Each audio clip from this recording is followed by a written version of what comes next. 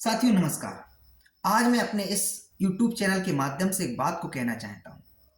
सहारा सेबी विवाद के बीच में जो असली चोर है वो सेबी ही है। बात सिर्फ सहारा की दो विवादित कंपनियों द्वारा सेबी से परमिशन नहीं लेने की थी तो सहारा पर जुर्माना पेनाल्टी लगाई जा सकती थी।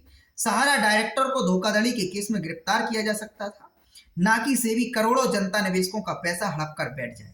दुनिया भर में सेबी ने भारत की जगहसाई कराई है।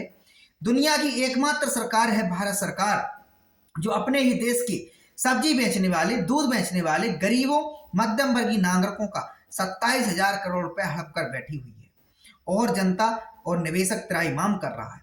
आखिर सहारा समूह निवेशकों का भुगतान तो 1978 से कर ही रहा था। सहारा फाउंडर सुब्रत राय का से भी पिछले 13 वर्षों में कुछ नहीं उखाड़ पाई। बर्बादी हुई है तो देश के करोड़ों नागरिकों की, सहारा की 15 लाख एम्प्लॉय की। जो लोग इस विवाद की चपेट में आकर मर गए हैं, क्यों नहीं उनकी हत्या का मुकदमा सरकार सेबी और सुब्रत राय पर चलाती है। हमारा सिर्फ इतना है कहना है। एक बात आप लोग समझ लीजिए कि सहारा का जो निवेशक है, वर्तमान में जो निवेशक है, उसका डायरेक्ट इनडायरेक्ट भुगतान नहीं मिलने का कारण सहारा सेबी विवाद है। 1978 से सहारा इंडिया ने अपने व्यापार को प्रारंभ किया, 1978 से, और इस बीच निवेशकों के जो भुगतान थे कभी नहीं रोके गए। पब्लिक का पैसा सहारा इंडिया के द्वारा कभी नहीं रोका गया।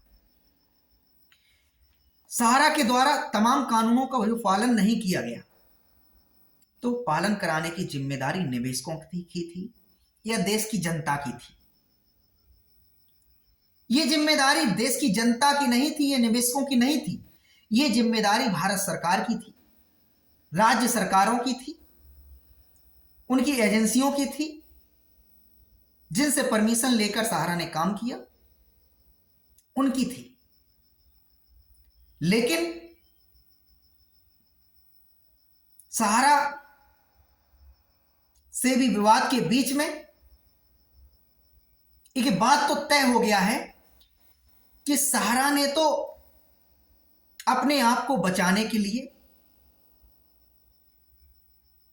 निवेशकों का, सहारा रियल एस्टेट का और सहारा हाउसिंग का पैसा क्यूसॉप में सोसाइटियों में ट्रांसफर किया। इसके बाद तमाम प्रकार की जो सोसाइटियां संचालित की गई, उनकी परमिशन किसने दी? क्या भारत सरकार ने परमिशन नहीं दी? क्या सेंट्रल रजिस्ट्रार से परमिशन नहीं मिली?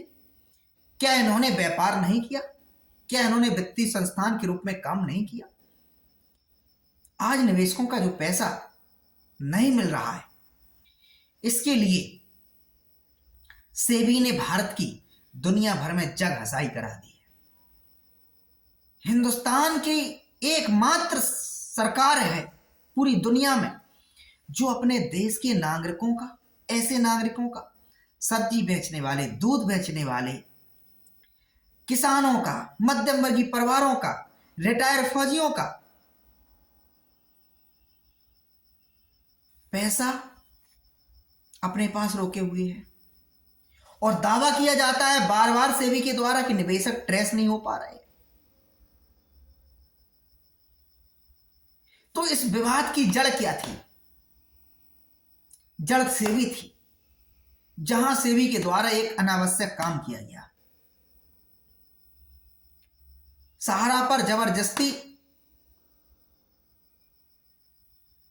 सहारा पर अनावश्यक कार्रवाई की गई। कार्रवाई यदि वास्तविकता में सेबी को करना था, यदि जरा सी भी सेबी की मानसिकता में जरा सी भी ईमानदारी थी, तो जो सहारा के डायरेक्टरों ने फ्रॉड किया था उस पर धोखाधड़ी की कार्रवाई की जाती, उस पर सहारा के डायरेक्टरों को हिरासत में लिया जाता। सेबी सहारा रियल एस्टेट और सहारा हाउसिंग के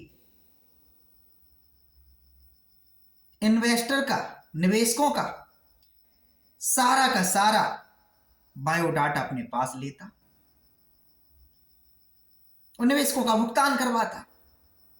ये थी ईमानदारी, ये थी सच्चाई।